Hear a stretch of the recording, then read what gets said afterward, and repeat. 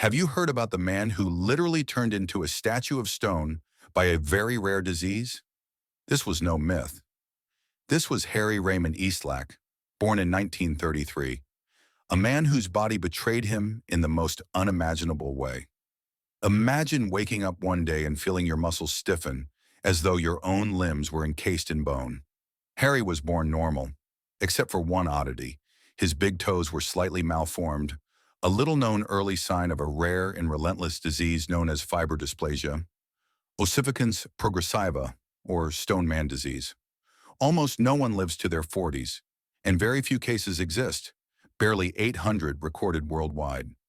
At the age of 4, Harry was playing with his sister when a car accident shattered his leg. The bone healed improperly, and soon his thigh muscles began transforming into bone. Sheets of hardened tissue snaked around his hips, ribs, and shoulders, locking joints in place. The doctors didn't recognize the condition. They performed one biopsy after another, even 11 surgeries.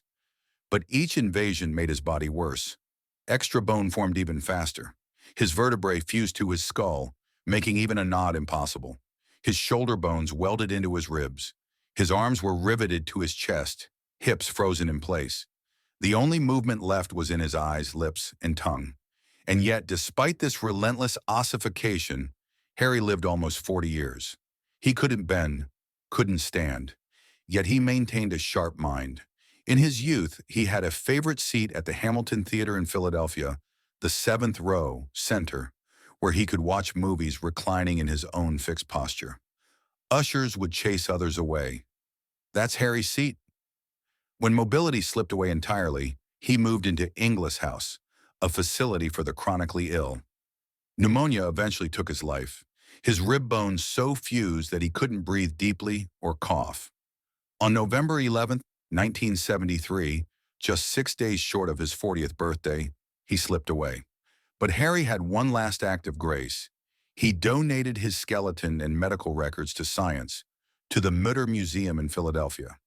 And when his body was moved there, it sat, one of only a few fully articulated FOP skeletons in existence, without a single wire, screw, or glue holding it together. It was already fused. This skeleton became a vital tool in FOP research.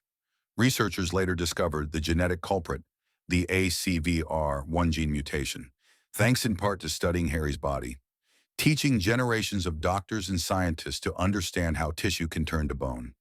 Nothing about his painful legacy was straightforward.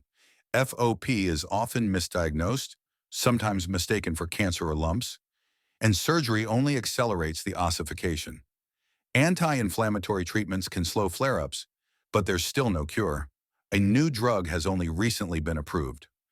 Gene therapy is being explored. Meanwhile, his silent bones speak volumes.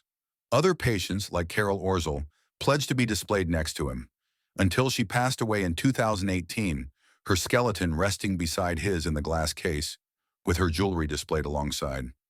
What does it mean to live with your bones betraying you, slowly turning you into stone? Harry's childhood was surprisingly joyful. Despite braces and bone growth, he played cards, listened to radio shows, and adored movies. His mother walked him to school every day, baking cakes for him, caring for her immobilized child with boundless love. When he couldn't be cared for at home, the nursing staff became his lifeline. He never bore children, whether by choice or because biology shut doors none know. But his body, even in death, would teach millions. Researchers still marvel that a skeleton could stand unaided due to natural ossification. Most skeletons collapse without artificial supports, but not Harry's. He was bone beyond belief. In the rare disease community, Harry is both legend and savior. In 1995, Carol Orzel met his skeleton at a conference and said she wanted hers displayed next to his with her jewelry. It happened. She died in 2018, and her skeleton now stands side by side, a testament to shared resilience. Now picture this: a man trapped in his own body day after day, unable to move beyond his eyes.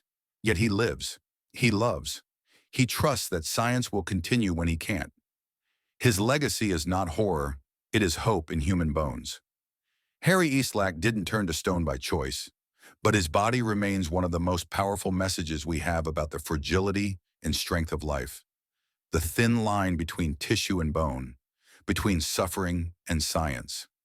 But Harry Eastlack's story is not the only one that blurs the line between medical reality and nightmare. Have you heard of the man cursed with a second face on the back of his head?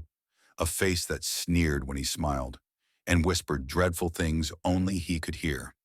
Click here and uncover the shocking legend of Edward Mordrake, the man with two faces.